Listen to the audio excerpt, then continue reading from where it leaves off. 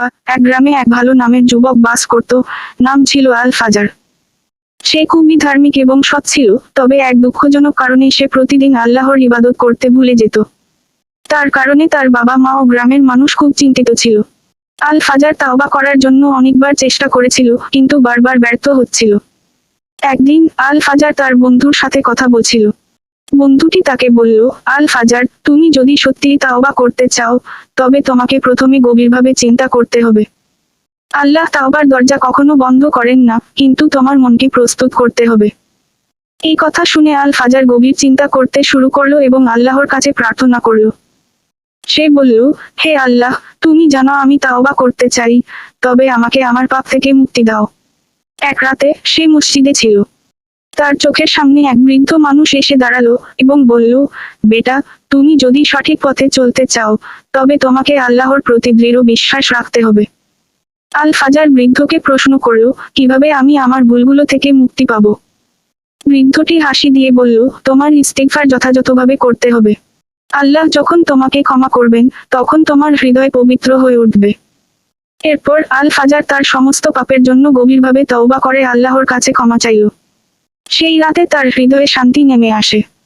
পরদিন সকালে সে উঠে মসজিদে গিয়ে ফজরের নামাজ আদায় করে এবং মনে মনে দৃঢ় প্রতিজ্ঞা করল যে আর কখনো আল্লাহর সঠিক পথ থেকে বিচ্যুত হবে না।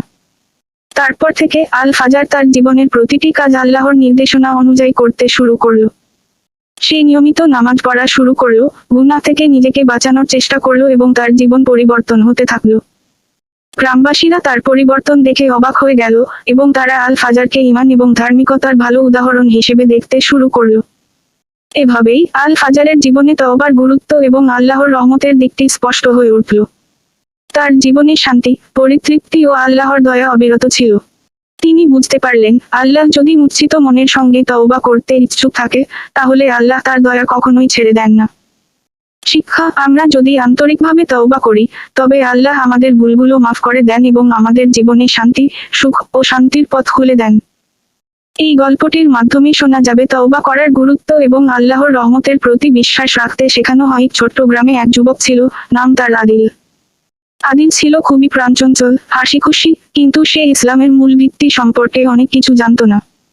তার পরিবারও ইসলামের প্রতি ছিল কিছুটা উদাসীন। আদিল সবসময় বন্ধুদের সাথে সময় কাটাতো, গান শুনতো, ফেসবুকে সময় পার করত এবং ইসলামের নিয়মগুলো তেমন গুরুত্ব দিত না। একদিন আদিলের এক বন্ধুর সাথে দেখা হলো, যাকে সে অনেকদিন ধরে জানত না। বন্ধুটি আদিলকে বলল, আদিল, তুমি কি জানো যে আল্লাহ আমাদের জন্য কত বড় রহমত এবং বরকত দিয়েছেন? আদিল তাজ্জব হয়ে গেল, কিভাবে? বন্ধু বলল, যদি তুমি প্রকৃতপক্ষে আল্লাহর পথে চলতে শুরু করো, তোমার জীবনে এমন শান্তি আসবে যা তুমি আগে কখনো অনুভব করনি। আদিল শুরুতে হাসলো এবং ভাবল, এটি কেবল একটা গল্প। কিন্তু বন্ধুর কথাগুলো তার মনের মধ্যে একটি চিন্তা সৃষ্টি করল। এক রাতে সে হঠাৎ মনে করল যে একবার আল্লাহর কাছে নামাজ পড়ে দেখা উচিত। তবে সে জানত না কিভাবে নামাজ পড়তে হয়। পরদিন সকালে সে মসজিদে গিয়ে একজন মুরব্বির কাছে গিয়ে বলল, আমি নামাজ পড়তে চাই, কিন্তু আমি জানি না কিভাবে শুরু করব। মুরব্বি তাকে হাসিমুখে বললেন, তুমি যদি সৎভাবে আল্লাহর কাছে ফিরে আসো, তাহলে আল্লাহ তোমাকে পথ দেখাবেন। আমি তোমাকে নামাজ শেখাবো। আদিল সেদিন থেকেই নামাজ শুরু করল।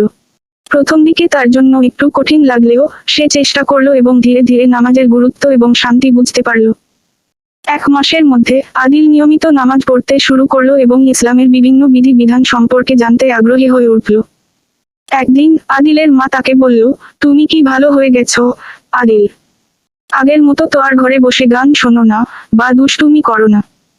আদিল উত্তরে বলল, মা, আমি এখন বুঝতে পারছি যে আল্লাহর পথে শান্তি এবং সফলতা রয়েছে।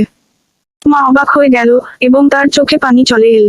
সে বুঝতে পারল তার ছেলে সত্যিই পরিবর্তন হয়ে গেছে। এরপর আদিলের পুরো পরিবার ইসলামের প্রতি মনোযোগী হয়ে উঠল এবং তাদের জীবন পরিবর্তন হতে শুরু করল।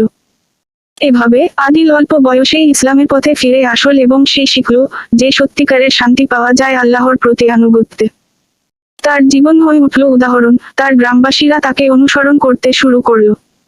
শিক্ষা, আমরা যদি আল্লাহর দিকে ফিরে আসি, তাহলে তিনি আমাদের পথ প্রদর্শন করবেন। ইসলামের পথে চললে জীবনে শান্তি, সুখ এবং সফলতা আসে। ছোট্ট একটি পদক্ষেপও আমাদের জীবনে বড় পরিবর্তন এনে দিতে পারে।